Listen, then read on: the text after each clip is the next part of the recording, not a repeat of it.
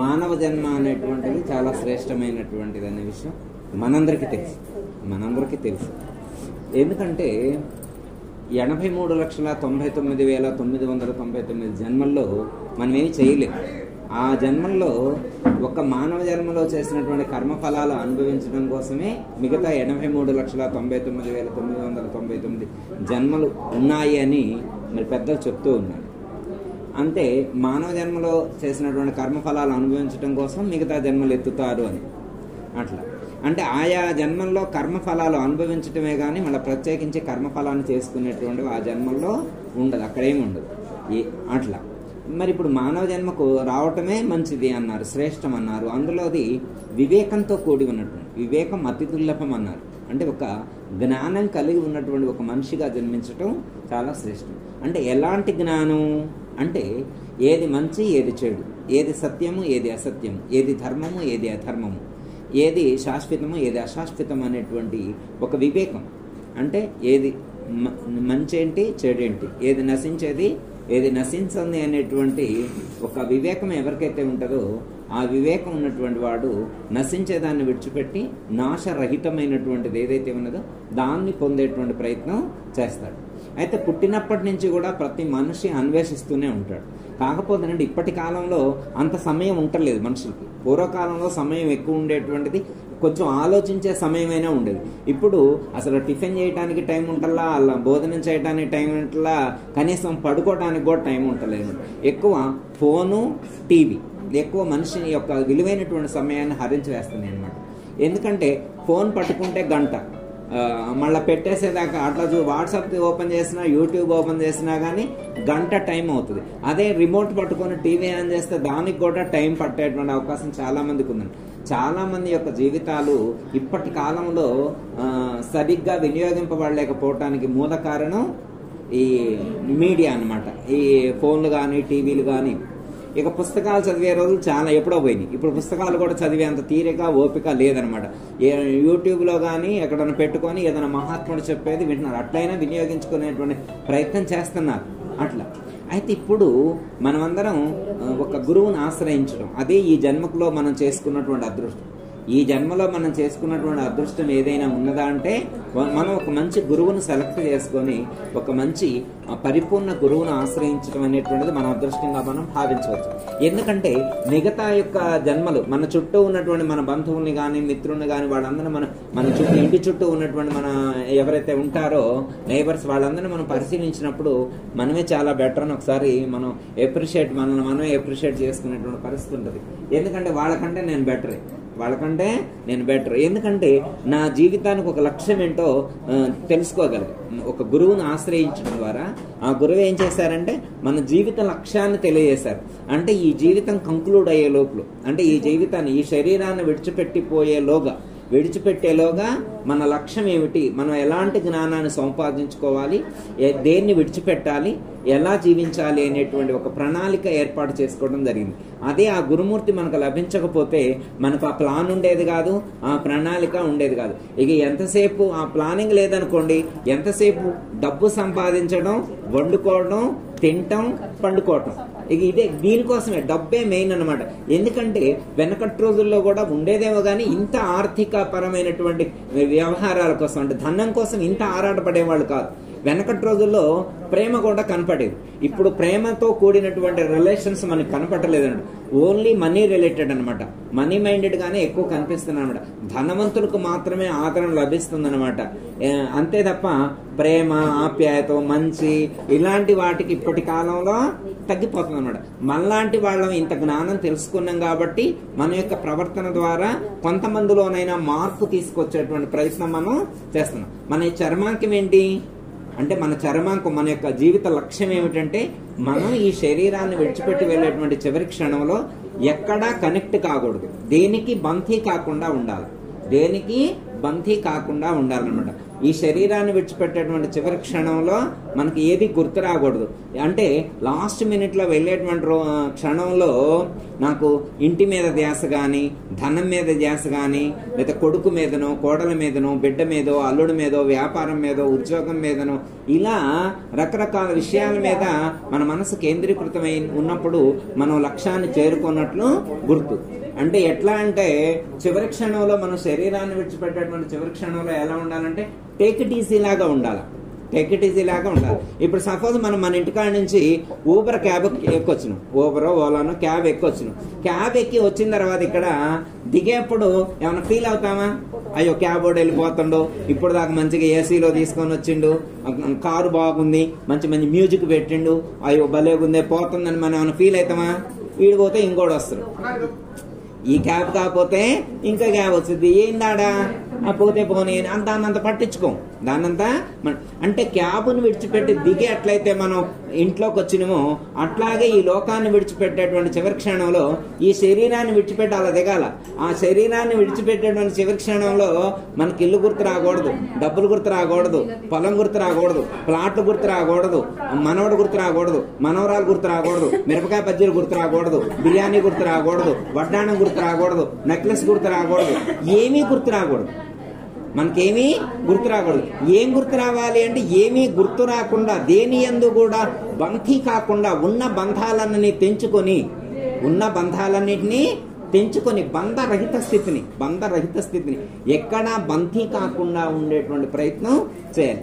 అంటే అహం బ్రహ్మస్మి అనేటువంటి బంధాన్ని కూడా, ఆ బంధాన్ని కూడా విడిచిపెట్టి అక్కడ కూడా బంధీ కాకుండా ఉండేటువంటి ప్రయత్నం మనం చేయగలిగినప్పుడు ఈ గురువును మనం ఆశ్రయించడం ద్వారా పొందాల్సినటువంటి ఆ గొప్ప ప్రయోజనం అనేటువంటిది మనకి పొందగలుగుతుంది. లేకపోతే ఇంకేం ఉపయోగం ఉంటది?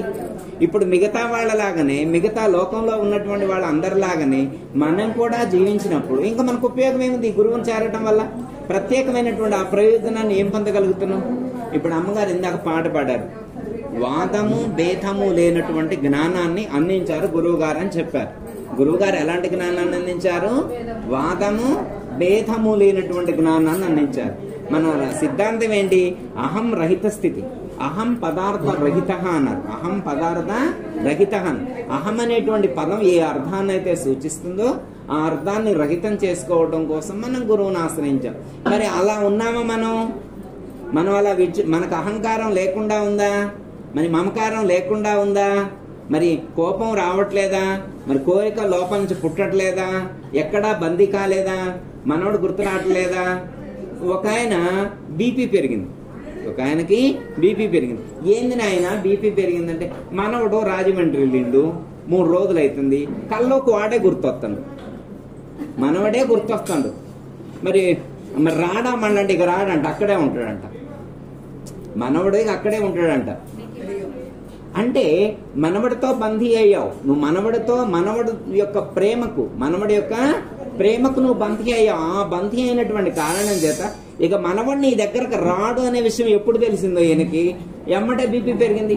కొడుకును హాస్టల్లో వేసి పెంచిండు, ఆ రోజు బాగానే ఉన్నాడు. కొడుకును హాస్టల్లో వేసి పెంచితే బాగానే ఉన్నాడు, కొడుకు ఇంట్లో లేడు అనేటువంటి వెలితి కూడా లేదు. కానీ ఇప్పుడు మనవడు ఒక 3 రోజులు దూరం అయినందుకే హాస్పిటల్కి వెళ్లాల్సినటువంటి పరిస్థితి.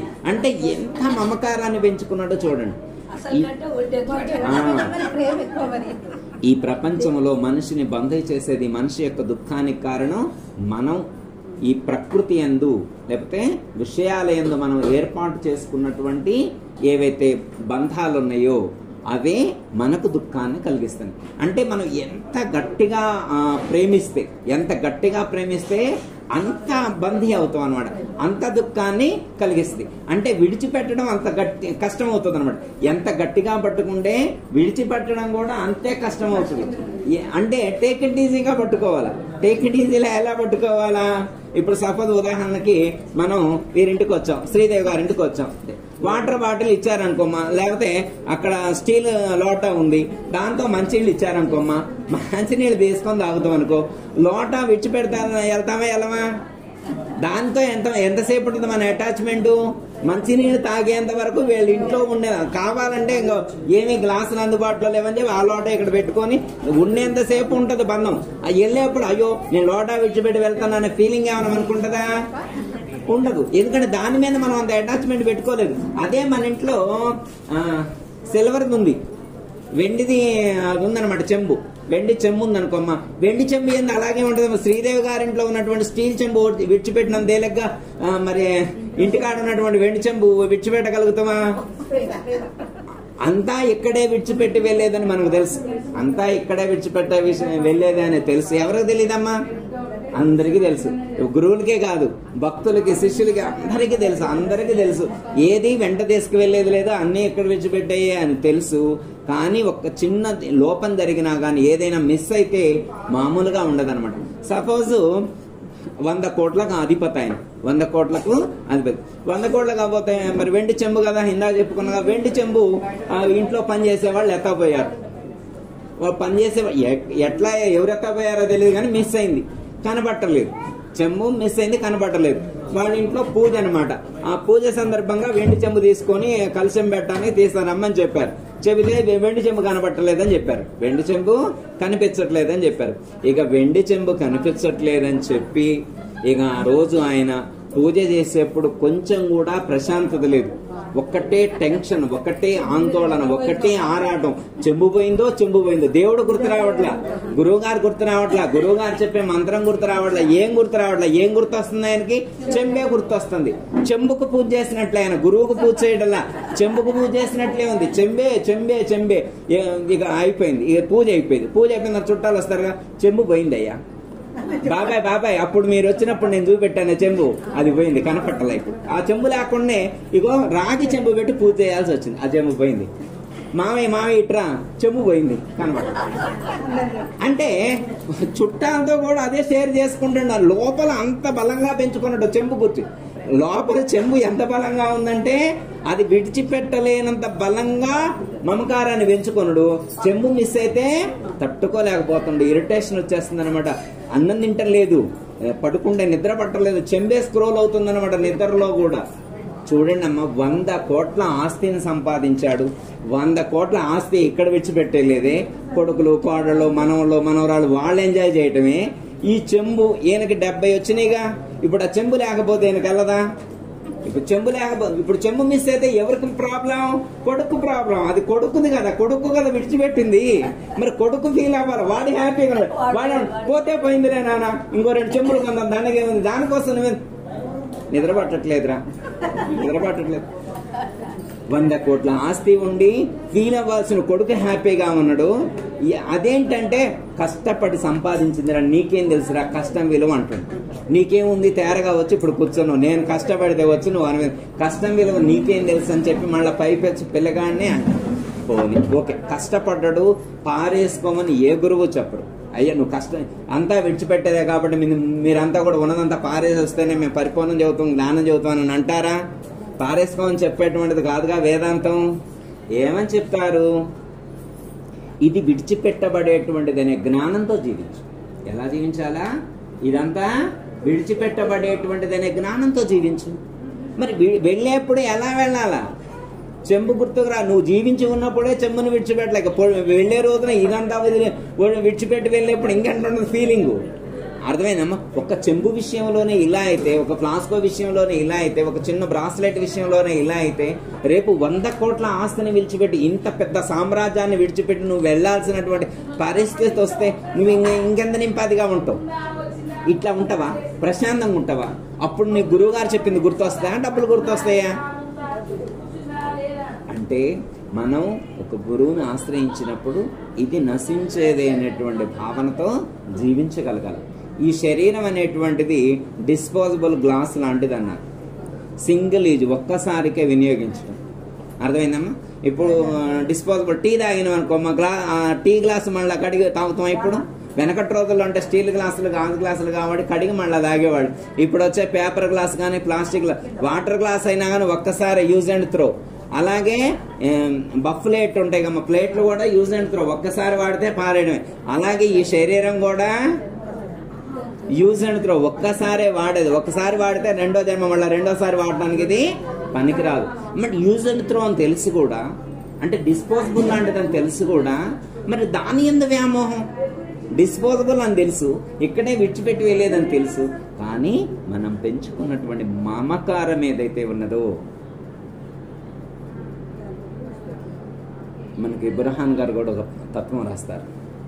కాని పనులకు పూనకే లేనిపోని ఆశలందు తిరుగకే, కాని పనులకు పూనకే లేనిపోని ఆశలందు తిరుగకే, కాని పోని పనుల కొరకు పోని పోని తిరిగేదావు, కాని పోని పనుల కొరకు పోని పోని తిరిగేదావు, ఎన్ని విధములైనను పరిపూర్ణ గురువుల చేరియుండవి, ఎన్ని విధములైనను పరిపూర్ణ గురువుల చేరియుండవి, మానసాని వినావే ఓతమోల సతమే మోగనవే, మానసాని వినావే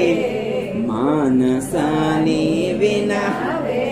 ఓ మనసా వినవే తల్లి, కాని పనులకు కానిపోని పనుల కొరకు పూని పూని తిరిగదా. అంటే ఉపయోగం లేనటువంటి పనుల కోసమే తిరిగింది. ఈ శరీరాన్ని, మనసు ఈ శరీరాన్ని దేనికోసం వినియోగించిందంటే ఉపయోగం లేనటువంటి పనుల కోసమే ఎక్కువ వినియోగించింది. ఉపయోగపడే పని కోసం చాలా తక్కువ వాడింది. ఉపయోగం పడే పని కోసం చాలా. ఇప్పుడు రోజు మొత్తంలో ఎన్ని గంటలు? 24 గంటలు. వెనకటి రోజుల్లో అంటే 12 గంటలు పడుకోవడానికి 12 గంటలు మేలుకోవడానికి ఉండేవాళ్ళు. ఇప్పుడు ట్రెండ్ మారిందనమాట. ఎన్ని గంటలంటే 6 గంటలే పడుకోవటం, 6 గంటలే పడుకోవడం, 18 గంటలు డే టైంలోనే, అంటే నైట్ అయ్యేంత వరకు కూడా మెలకుతోటే ఉండడం, నిద్ర పట్టదు అనమాట. కనీసం 18 కాకపోయినా 16-17 గంటలు కూడా మెలకుతోటే ఉంటాడు అనమాట. ఎక్కువ సమయం మెలకుతో ఉంటాడు కాబట్టి సాధన ఏమన్నా చేస్తాడేమని మనం అనుకుంటాం. ఏమీ సాధన చేసేది లేదమ్మా. సాధన అంటే ఎవరో ఉంటారు మహాత్ములు, జ్ఞానులు, ఎక్కడో మహాత్ములు ఉంటారు, కానీ ఎక్కువ మంది మన మార్గంలో ఉన్నటువంటి వాళ్ళు అంటే మనం గురువుని ఆశ్రయించాం కాబట్టి ఆ పద్ధతిగా వినియోగించుకునే ప్రయత్నం చేస్తాం. మరి మిగతా వాళ్ళందరూ చేస్తారా? మిగతా వాళ్ళందరూ చేయరు. ఎవరినైనా పిలిచి, నాయన మరి నువ్వు రోజుకి మరి 24 గంటల్లో పోనీ ఒక 18 గంటలు కాకపోతే 15 గంటలైనా వాడుకుంటున్నామని చెప్తున్నారు కదా. ఈ 15 గంటలు కూడా ఆ గురుమూర్తి సూచించినటువంటి, వారు చూపినటువంటి ఆ సూచన ఏదైతే ఉన్నదో మరి ఆ సూచన ప్రకారమే జీవిస్తున్నావా? ఆ గురువు గారు చెప్పినటువంటి పద్ధతిగానే ఉంటున్నావా? ఆధ్యాసలోనే ఉంటున్నావా అంటే ఎక్కడయ్యా, ఎక్కడ కుదురుతుంది అయ్యా? నాకు కుదరట్లేదు అయ్యా. మరి ఏమైనా ఉద్యోగం ఏమి లేదయ్యా, రిటైర్ అయినాగా ఇంట్లో. మరి రిటైర్ అయినా ఉద్యోగం లేదు, మరి రోజుకి మరి 15 గంటల టైంలో నాకు తెలిసి మీరు 7 గంటలైనా ఈ గురువు గారు చెప్పినటువంటి దానికోసమే వినియోగిస్తున్నా. లేదయ్యా, అంత టైం కూడా ఉండదయ్యా మాకు. 7 గంటలు అయితే వాడం, ఒక 7 వాడట్లేదంటే 4 గంటలైనా వాడుతున్నాను. ఎబ్బే అంత కూడా లేదయ్యా. ఉదయం పూట మంత్రం చదువుకోవడానికి కాదు అయ్యా. మీరు మంత్రం అంటే కనీసం 1 గంట. లేదయ్యా, 11 సార్లు చదువుతా అంతే, ఎక్కువ సార్లు చదవను. నడువు నొప్పి అయ్యా, నడువు నొప్పి, ఎక్కువసేపు కూర్చోలేను. మరి పడుకున్నా అదే ధ్యాస. పడుకుంటే అది గుర్తురాదయ్యా, పడుకుంటే అది గుర్తు రావట్లేదు. కూర్చుంటే నడువు నొప్పి వస్తుంది, పడుకుంటే అది గుర్తు రావట్లేదు అనమాట. మరి ఇంకెప్పుడు? పోనీ పూర్తి ఆరోగ్యంతో ఉన్నప్పుడు ఏమైనా సాధన చేస్తావా అంటే పూర్తి ఆరోగ్యంతో ఉన్నప్పుడు ఇప్పుడే వస్తాయి. అట్లా గురువు గారు చెప్పిండు, నాయన చేయగలిగిన రోజులు 4 డబ్బులు సంపాదించుకోవాలా, పిల్లగాళ్ళకి ఇచ్చుకో, జీవితాన్ని నాగం చేసుకోవద్దని గురువు గారే చెప్పారయ్యా. అందుకే నేను గురువు గారు చెప్పారనే నేను రాలేదు అప్పుడు తిరిగే రోజుల్లో. అప్పుడు సంవత్సరానికి ఒకసారి వచ్చేవాడిని పెద్ద పూజలకి, గురువు గారు చెప్పారని. లేకపోతేనా అసలు వారానికి 2 రోజులు అక్కడే ఉండేవాడిని గురువు గారింట్లో. చూడమ్మ, చాలా మంది కూడా అంటే కానిపోని పనుల కొరకు పూని తిరిగేదావు, ఎన్ని విధములైనను పరిపూర్ణ గురువుల చేరియుండవే. ఎప్పుడైతే మనం ఇలాంటి కానిపోని పనులన్నింటినీ విడిచిపెట్టి, అంటే చూడండి అమ్మ, మనల్ని మనమే రివ్యూ చేసుకుంటే, ఒక డైరీ మెయింటైన్ చేస్తే ఎక్కువ రోజులు అక్కల 1 నెల రోజులు మెయింటైన్ చేస్తున్నాం అనుకో మా డైరీ, ఆ రోజు మొత్తం ఒక షెడ్యూల్ మనం చూసినట్లయితే నెల రోజుల డైరీ షెడ్యూల్ రాసుకుంటే నెల రోజుల్లో మరి ఎన్ని రోజులు ఆధ్యాత్మికానికి వినియోగించగలిగిన, ఎన్ని గంటలు ఆధ్యాత్మికం కోసం మనం కేటాయించగలిగిన అనేటువంటిది మనకు తెలుస్తుంది. మరి ఎంతమంది సమయాన్ని సద్వినియోగం చేసుకోగలుగుతారు? మరి మళ్ళా తిరిగి వచ్చేటువంటిది కాదుగా కాలం వెళ్ళిపోతే శరీరం నశించిన తర్వాత సాధన చేసేది కాదుగా. స్థూల అన్నీ బాగుంటే సాధన చేయడమే కష్టంగా ఉంది, అన్నీ బాగుంటే సాధన చేయడమే కష్టంగా ఉంది. ఇక వృద్ధాప్యం పెరిగిన తర్వాత ఇంకొన్ని రోజులైన తర్వాత కూర్చున్నా నొప్పులే, పడుకున్నా నొప్పులే. అమ్మ పడుకుంటే కాదు, పడుకున్నా గానీ నొప్పులే అమ్మ, పడుకున్నా గానీ పడుకోలేడు, కూర్చున్నా కుట్లు అవుతాయి. ఎంత ఇబ్బంది పడతారంటే అంత ఇబ్బంది అనమాట. వినరాదమ్మా, చెబితే వినరాదు, చదవడానికి నోరు సహకరించదు, కళ్ళు సరిగా కనిపించవు, జుట్టు మొత్తం ఊడిపోయింది, సపోర్ట్ పిల్లగాని రమ్మంటే రాడు. నేను నీకు చెప్పా, ఆశ్రమాలని గుళ్ళని దేవాలయాన్ని తిరిగితే నేను ఊరుకోను. ఎందుకంటే ఎందుకురా అంతకట్టే చెబుతున్నావు అంటే మూలన పడితే చేసేది నేనేగా. మరి రేపు నువ్వు ఆడికి పోయి ఆ బస్సు ఎక్కేగాడో ఎక్కడో నొక్కేదో, కొన్ని క్యాబ్లో ఏమంటే వెళ్తున్నావా నువ్వు? ఇంత ఆస్తి ఉంది మనకి, క్యాబ్లో వెళ్ళమంటే వెళ్తున్నావా? పొదుపు నీకు మళ్ళా నాకేడ తగ్గిద్దు అని. నువ్వు ఉండే 10 సంవత్సరాల్లో క్యాబ్కు మొత్తం వాడితే 2 లక్షలు అయితే ఏమో. నువ్వు ఎంత సంపాదించను? 8 కోట్లు సంపాదించి నువ్వు నాకు 8 కోట్లు 2 కాదు నాన్న, ఒక 5 లక్షలు అయితే నువ్వు వారం క్యాబ్లోనే వెళ్ళడు. నువ్వు ఇప్పుడు ఇంత వయసులో కూడా నువ్వు ఆర్టీసీ బస్సులో, సిటీ బస్సులో వెళ్తే అంత ఫ్లోలో వెళ్తే జారి కింద పడితే ఎవడు చూడాలా? మళ్ళా మేమే చూడాలా, పనులన్నీ వదులుకొని చూడాలా. చెప్పితే వినవాయనికి చాదస్తమా అని చెప్పి వాళ్ళు మొత్తుకున్నారు. అమ్మ వృద్ధాప్యంలో ఏం చేయలేము. మరి వయసులో ఉన్నప్పుడు భార్య, పిల్లలు, కుటుంబం, ఆర్థిక అవసరాలు, ఉద్యోగాలు, వ్యాపారాలు ఇవి సరిపోతాయి. మరి ఇంకెప్పుడమ్మా, ఇంకెప్పుడు చేస్తారు సాధన? మనకంటే అదృష్టం బాగుండి గురువుగారు దొరికారు కాబట్టి చిన్న వయసు నుంచే మనం సాధన చేసే అవకాశం మనకు కలిగింది. మిగతా వాళ్ళని చూస్తే మనకు జాలి వేయట్లేదమ్మా, బాధ కలగట్లేదా?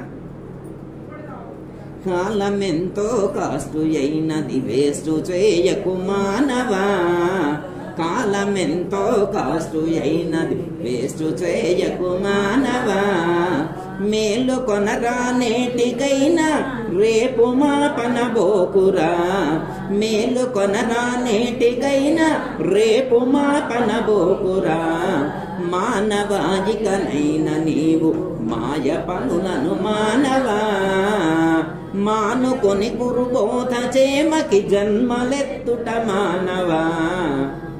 కాలం ఎంతో కాస్ట్ అయినది, కాలం చాలా ఖరీదైన విలువైనటువంటిది అని చెప్పారు. ఎందుకు విలువైనటువంటిది అంటే రిటర్న్ తీసుకునే అవకాశం లేదు. ఈ ప్రపంచంలో ఏదన్నా పోతే మళ్ళీ రీప్లేస్ చేసుకునే అవకాశం.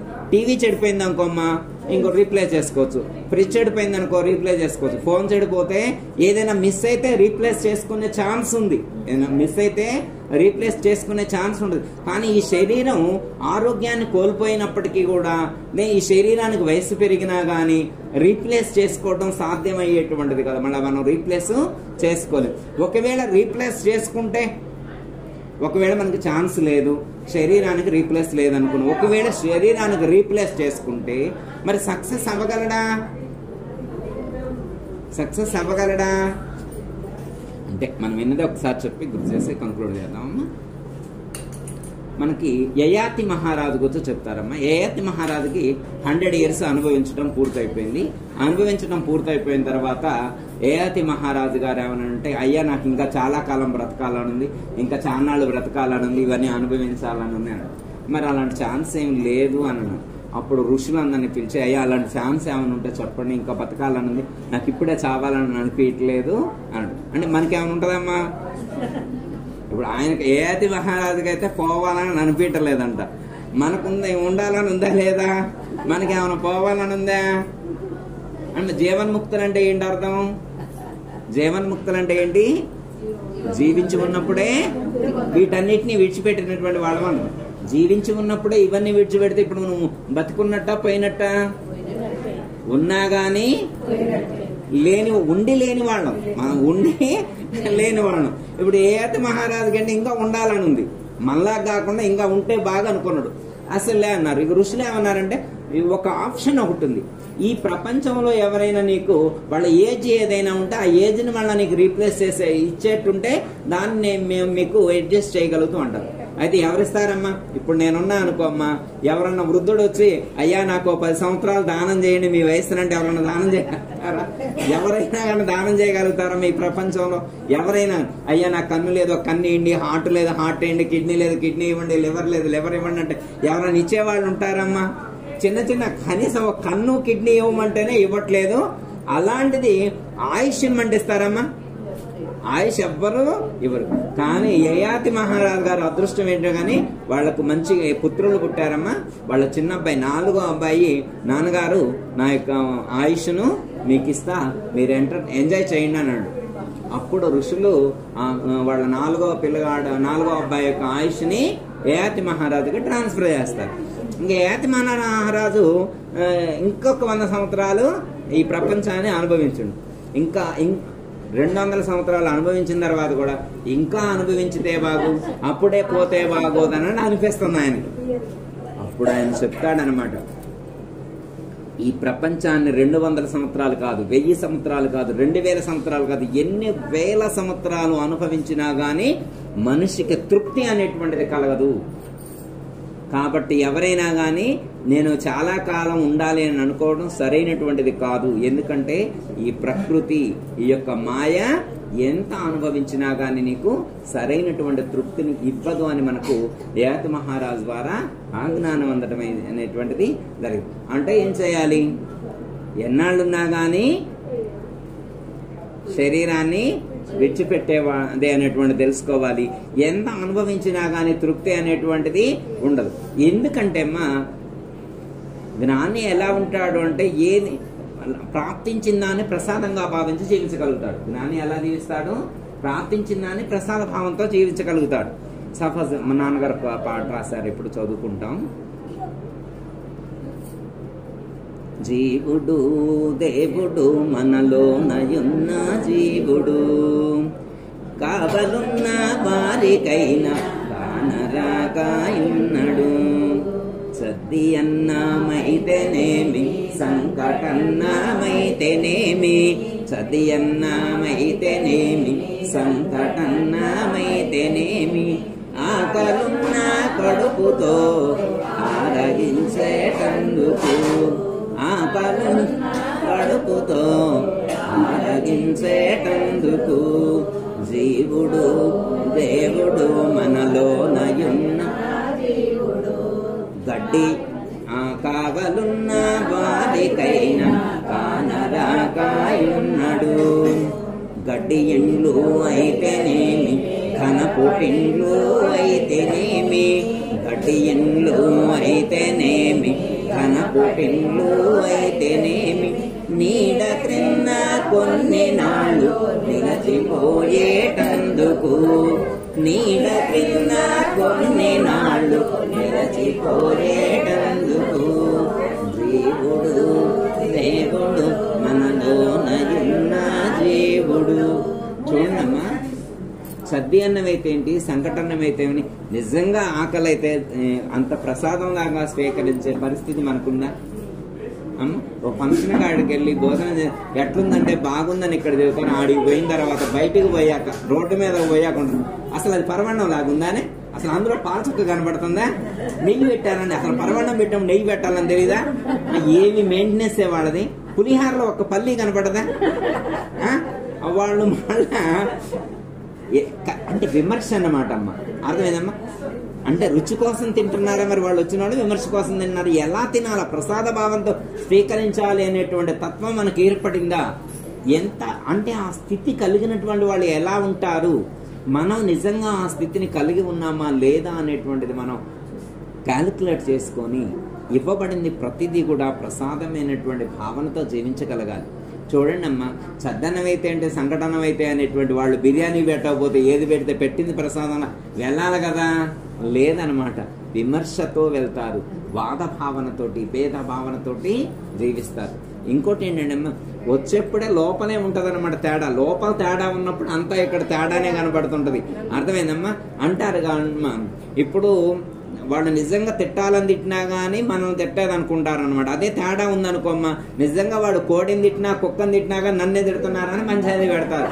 ఎందుకంటే అసలు లోపల తేడా ఉన్నప్పుడు, అసలు లోపల తేడా. ఇట్లా పెళ్లికాడికి వచ్చినప్పుడు కూడా ఎట్లా అంటే అమ్మా, మన గురుభక్తుల విషయం చెప్తున్నా అనమాట.